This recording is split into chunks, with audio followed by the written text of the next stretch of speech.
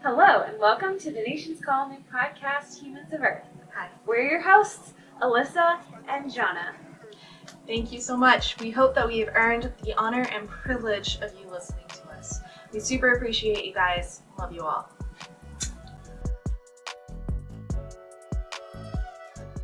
We did a little Q&A post on our Facebook a week back or so, and we have a total of 3 questions that we're going to be really deep diving into that people have asked us. Yes. So the first question is, what is the hardest thing about missions? I feel like the obligatory answer should always be like, leaving my family! But because we're really called to do it, then maybe it does feel like family. We have so many people that are legitimately family to us. Right. Yeah. That it doesn't really feel like we're leaving anybody so much as we are just coming back home. But I mean, for me, the hardest thing about passing out missions is doing something that they ask you to do, like passing out tracts. Ooh. Yeah. I do not like passing out tracts. They definitely have that fire and brimstone. Yeah, very feeling. Fear-based. Yeah. Mission, evangelism work, and I don't really like that because it's not relational, and it doesn't really lead to good, strong relationships built on love. I mean, a little, on some level, I'm sure there was fear. There was all that, he just stopped the storm. Who is this guy? Right? I'm sure there was miracle that. fear.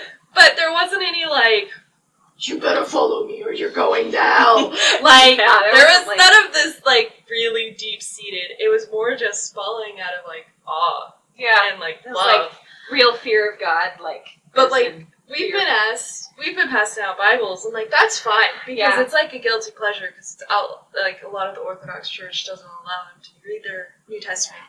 And we ran out of the Bibles, and they're like, pass out these tracts, and I just secretly snuck them back in the box, because I'm like, I don't feel like they're effective. I don't have a peace about it. If other people have peace about it, whatever, do you. But, and I also, cannot.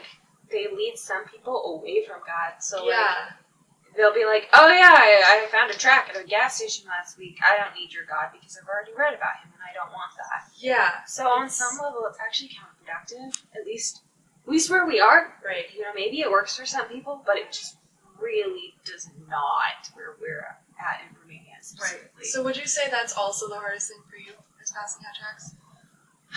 Probably that, but also just, I don't know, the hardest thing for me is dealing with people that don't want to do what's actually needed.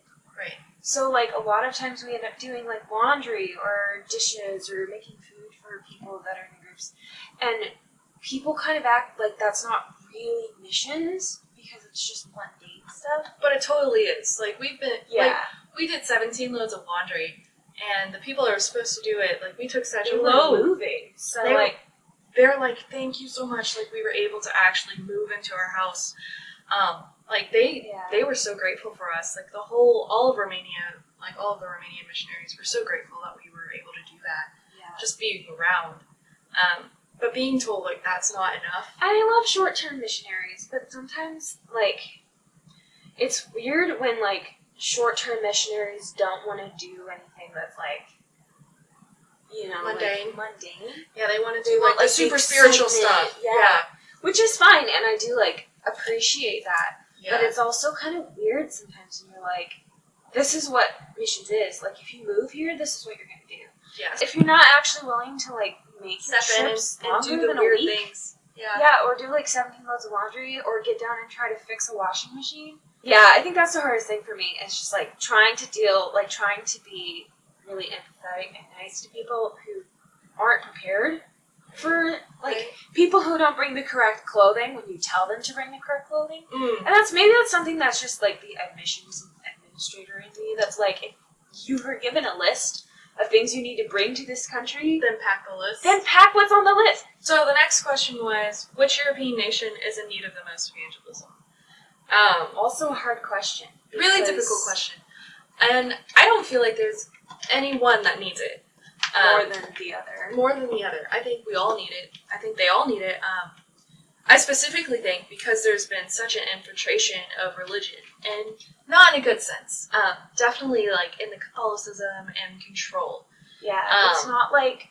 Not saying that Catholicism is bad, but like, because it's not even Catholicism, it's more of like an Orthodox religion. Well, that's East. Oh, but yeah. West is Catholicism. That's but true. because like the Martin Luther movement happened, then it went to Protestants and Catholicism and an argument about that and a whole war and crusades. They've seen religion. Like, they don't need another religion. They need the love of Jesus. Yeah. But they don't know that. Like, so there's so many rituals that they just get caught up in without even knowing why they're doing it. And like that's yeah. So like where we mission it's East Orthodox. It's not pretty. It's not. It's not. It's so demonic there that you like walk into the churches and you just like want to throw up. There's such like an evil spirit of religion that I think really it wasn't bad. until like 2 years after I've been going to Romania that I finally was able to step in Orthodox church. It was bad. They reinstituted the veil, so like only priests can go behind the veil to like see God. I cried. They won't let people read the New Testament. They believe Jesus gave them witchcraft. They believe Jesus was a bad child to marry, which is why he was crucified. Like, there's so many things. Christianity. They do like a demonic dance. Like in the Orthodox Church, they'll do a demonic dance, asking like demons to come into their bodies. Yeah, so it's like spiritualism, but it's not like... Yeah, it's a really nasty... It's like a mixed spirituality. It's a nasty spirit of religion, and it's... I mean, we've seen the spirit of Molech. Yeah, we've seen that. It's... Like, if you're a prophetic seer... If you're discerning at all, like... You can see stuff. Like... If you're like... Even when you're just like half asleep, like we've seen like... We've been woken up at the same time to like demons walking in through our window. Yeah. Like on the 3rd story of the mission house. Yeah, and like, it wasn't really weird stuff. It wasn't because they never prayed over the mission house. Like that mission house was prayed over. It was anointed. Blood was commanded all over it. Like, but we were right next to a witch, and those pigeons. There was like a witch that died in the house, and it was a cam girl house. There is so much, and it was like always the needing of cleaning. And so at one point, like, we ended up spending a whole week just spiritually cleaning that house. So, like, any missionaries that could come. Could actually sleep at night because we could not sleep at night. Sleep. We could see stuff. Like, we saw too many stuff. Yeah. Well, and we're sitting here experiencing all of this, and we come up to Pastor Raul, and we're like, okay, Pastor Raul. So we've seen this. We've been woken up this many times. Our neighbor, she has, like, pigeons, and they keep disappearing. And, you know, studying, like, our enemies' tactics. We're like, okay, we know, like, some witches use that in rituals, so, what's up? And he's like, oh, let me tell you, Crayolas Witchcraft at the capital of the world. And we're both like, oh. Like, why didn't you lead off with that one? Like, right? It took him, like, 10 minutes to get there, and we were like, should have just told us this earlier. Or even 3 years, because I didn't find that out until last year. Right. And I've been missioning there for 3 years before that. And then he's like, yeah, the girl next door, she's probably a witch. And I saw the witch dolls hanging up her. Right. She had, like, dolls with these, like, pointy hats and stuff. There's a documentary where this girl hangs out with Mahila. Yeah. Who's the most powerful witch in the world. And, like, the specific witch dolls that I've seen in that video was on that house. Which is crazy. But I mean, this is kind of like, it's all connected. Like, when you do missions, all of this stuff matters. Right. So, like, missioning in Amsterdam would look 100% different than missioning in Romania, but it's still just as necessary. Like, there's missioning in Amsterdam, from when I've been there, it would look more of, like, literally just showing love. There's a ministry in Brazil, and they are heavily involved with sex trafficked. And what they do is once a month they have a beautiful banquet for all of the ladies of the street. And, like, they just love on them. And I can totally see that. They, like, paint their nails, give them food. Like, they do a lot of, like, street church. Yeah. A lot of street ministry. It's beautiful. They specifically make sure that it's love. And they do these banquets where they just dress up and they're just treated for the night. It's gorgeous. And so, like, that's what we would do if we were in Amsterdam. Yeah. And that wouldn't necessarily work for Romania. It wouldn't work for Romania, but it would work in Amsterdam. I'm wondering if it would work in Bucharest. Possibly. But, But but the missions always look different wherever you are. Whatever is needed, it's different. All right, so that's why you can't totally answer that question, which European nation is in need of most evangelism, just because they all are. Right, they're all so thick in their religion. But and I think that it's more about where does God call you next? And we're not going to stay in one country forever, and who knows, we can move on to Asia or Africa eventually. Starting our missions nonprofit, we're kind of, I don't know, God's given us vision for lots of things in lots of countries. Yeah. So our next question is, what is the most miraculous thing has happened on a trip? Hands down, Dominican Republic trip. Probably. Yeah. Yeah. That trip was, we were around spiritual giants all the time.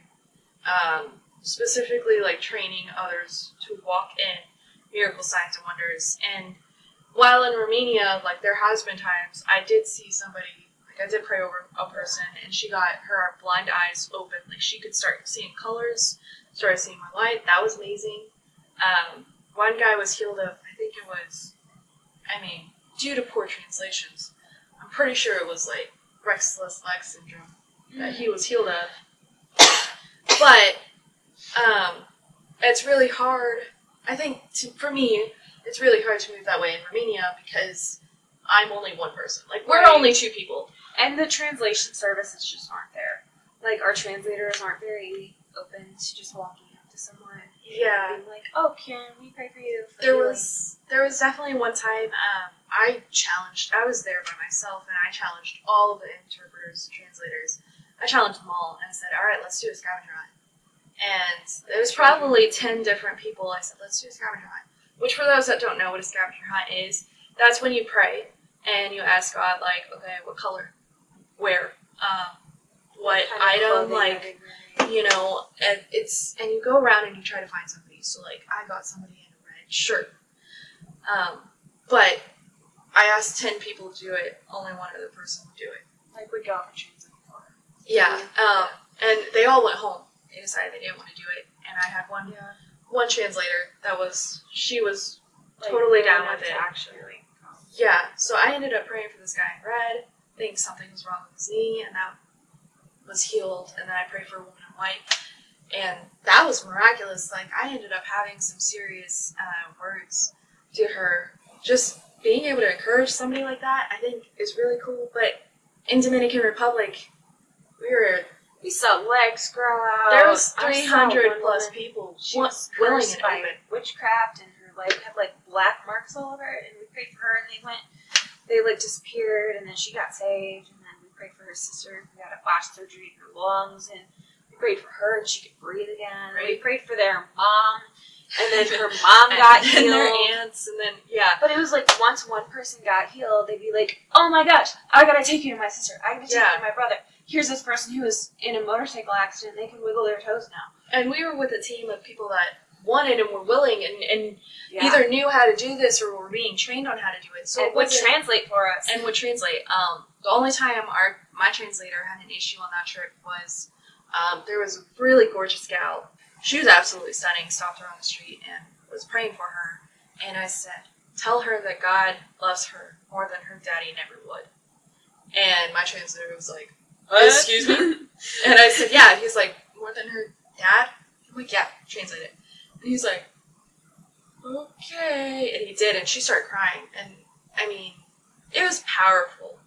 Yeah. There was one girl, one older lady, she couldn't walk. She was slowly hobbling. And she had something wrong with her hip, and her leg, one leg was 4 or 5 inches longer than the other. Her back was crooked, and I prayed 5 times. I prayed for her repeatedly over different things. By the end of it, she literally was running back and forth through her house without a cane. And that was crazy, but it really does depend on the team you're with. If a team is willing, if a team is open, so I know Pastor Raul would be open if we ever got to just go off with him, it would be fine. But, there's a lot of them that are just closed off to it, or scared. Or scared. A lot of them are, well, how do you know if it's God, and what happens if it's not, and what happens if it's not true, and they're more afraid to risk than they are of, like, what if God does something miraculous? Right. And I mean, it has happened before where I've gotten a word for someone and it hasn't really seemed correct. But that's not really my call to make. Like, if I feel led to do something. Or some people just don't have the emotions. Like, they'll just take it in and be like, okay. But like, if and they'll process it later. Yeah. But, like, if we never trust God enough to make that risk, or, like, trust ourselves enough to make that risk, we'll never get closer to God and closer to how He talks to us.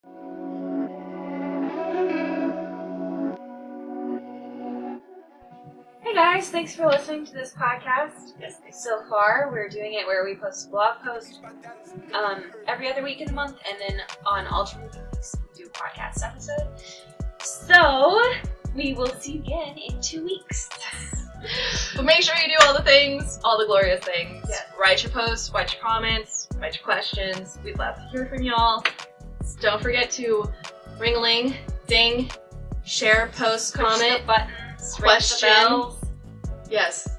Any questions and comments, we'd love to hear from you guys. We'll respond in our next podcast. Thank you so much.